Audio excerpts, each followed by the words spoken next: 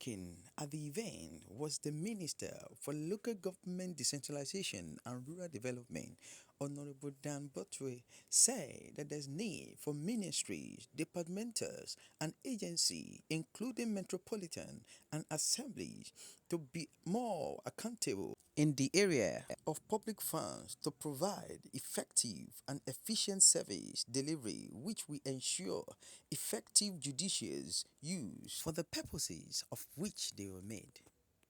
We need to be more accountable in the use of public funds to provide effective and efficient service delivery.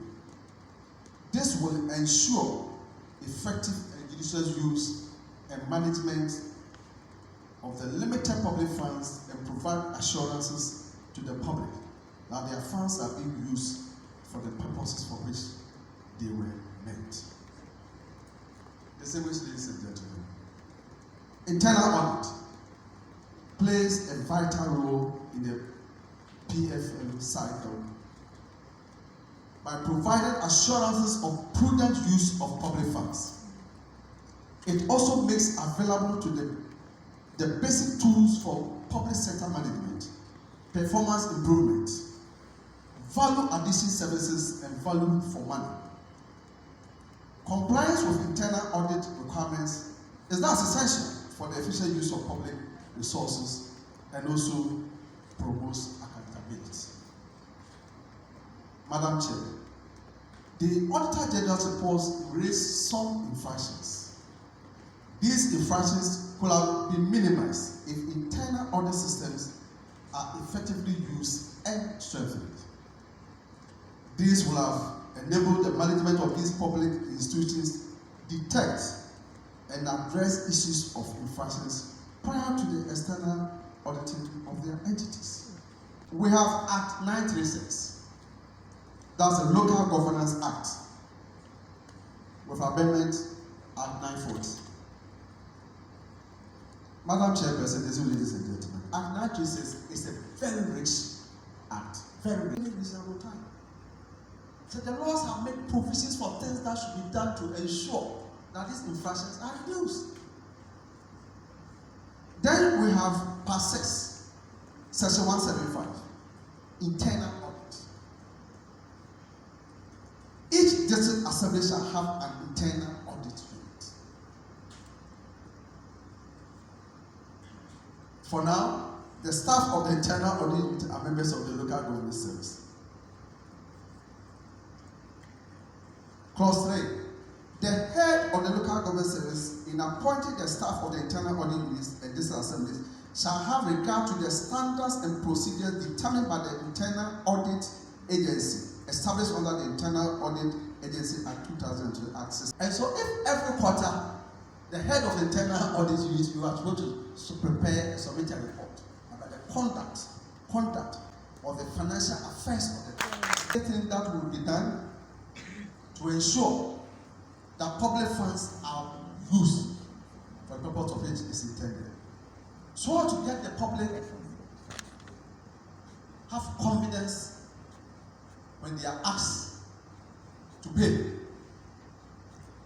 Levies and fees and new taxes are introduced. But once they get to know that what they have contributed is very well used, and there's a mechanism to ensure that the infractions are minimized, we want to make sure that that is carried through.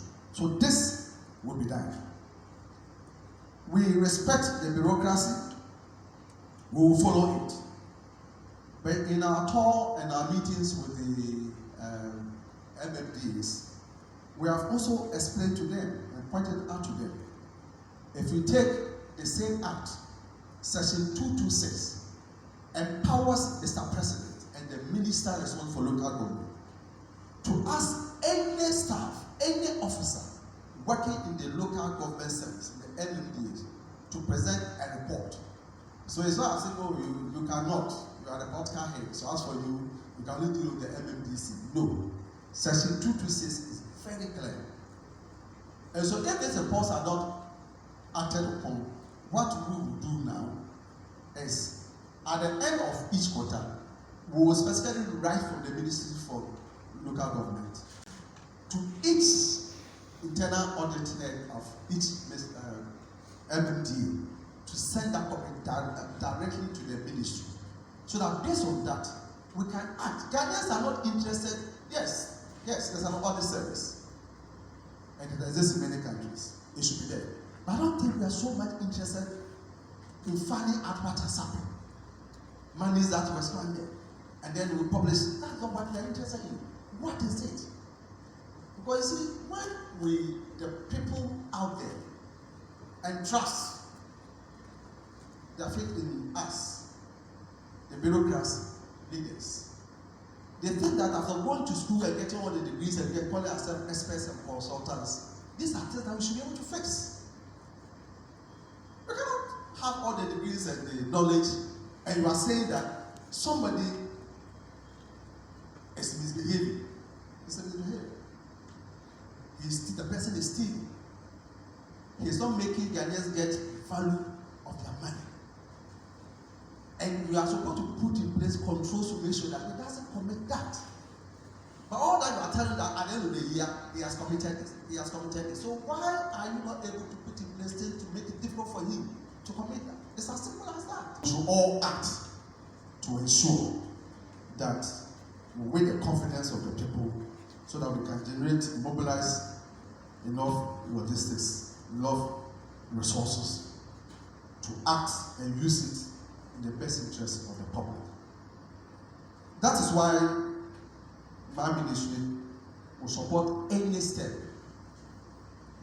that will be taken in addition to existing regulations to make sure that we achieve it. This public financial management table is the first table that solely focuses on public financial management.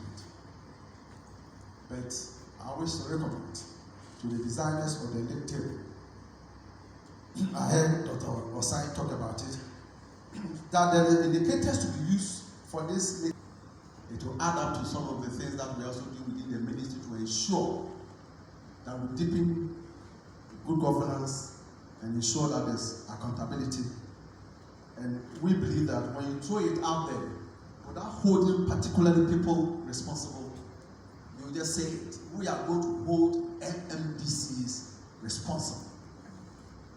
MMDCs are going to be held responsible for any infraction that happens, and they are going to be regularly evaluated on their performance, and this they will have to answer to that. And therefore, it's their duty to also ensure that all other committees within the MMDA function to make sure that at the end of the day, the trust that have been imposed on us, we live up to it, reduce the waste of public funds, not to glorify the beautiful word called the infractions, when it is at times playing, stealing, and all that, to make sure that we reduce it, so that the people can benefit from the service that government is going to render to them. I want to assure you that we will cooperate with you for the realization of the objectives of this league table. On this note, I have the honor and pleasure to declare the National Public Financial Management League table for Ghana duly launched. According to Director of Internal Audit of the Ministry of Finance, Mr. Efford Hammond, in a statement said that government aim to attain revenue of over 100 billion Ghana cedis in order to accelerate the effort towards domestic revenue mobilization to enhance economic independence of Ghana through collaboration of Ministry of Finance and Ghana Revenue Authority to introduce measures that will enhance revenue mobilization in order to provide the needed resources that can be used to chart the path of development of Ghana. Which fiscal gap will be financed through the borrowing that the government will usually do. Person. Government of Ghana intends to accelerate the effort towards domestic revenue mobilization to enhance the economic independence of our country, and then also to put the economic recovery and the growth and the path growth of prosperity in the hands of Ghanaians. This, the Ministry of Finance is doing, collaborating with the Ghana Revenue Authority to introduce measures that will enhance revenue mobilization and provide the needed resources that will be used to chart the path of development of our people. Some interventions, such as the Integrated Customs Management Systems (ICOMS), the Ghana GovGov platform, the cashless system, revenue assurance and compliance enforcement interventions, and the debt management measures by the Ghana revenue authorities are all aimed at ensuring domestic revenue mobilization. The intention of government is that by 2023, the would improve revenue mobilization and also enhance revenue to GDP ratio for Ghana from the current 13% to a 20% target by 2023. Madam Chairperson, the impact of revenue mobilization and the intention thereof is to use them on key expenditure measures the government intends to lead to the recovery of our economy and chart the growing path of development. The Minister for Finance has put in place a lot of measures at the Ministry of Finance to ensure proper accountability and expenditure management in the public service. The Ministry of Finance is collaborating with the Public Procurement Authority to enhance the automation of procurement using the electronic procurement platform.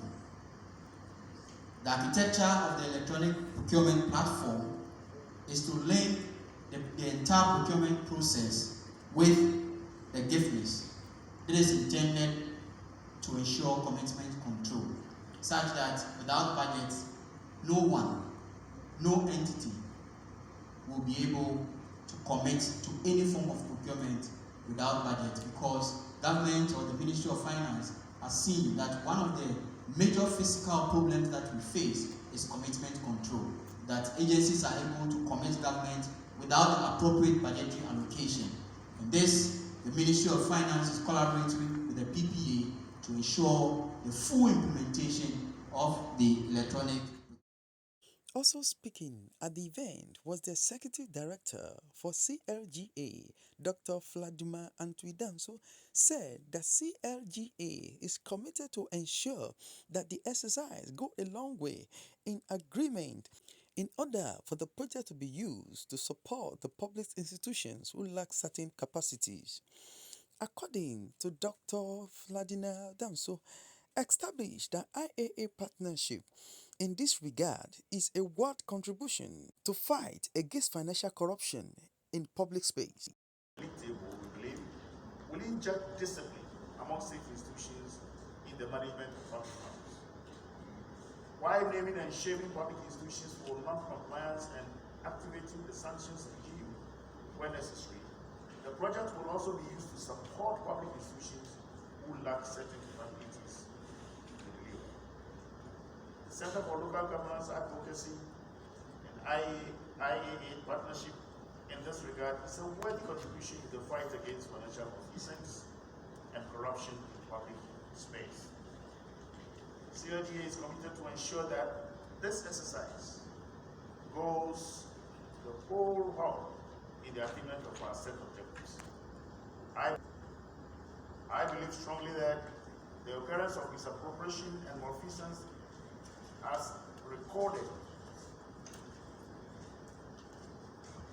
in previous years will be minimized with the introduction of this league table. Governments have always found themselves struggling to do that, always at risk.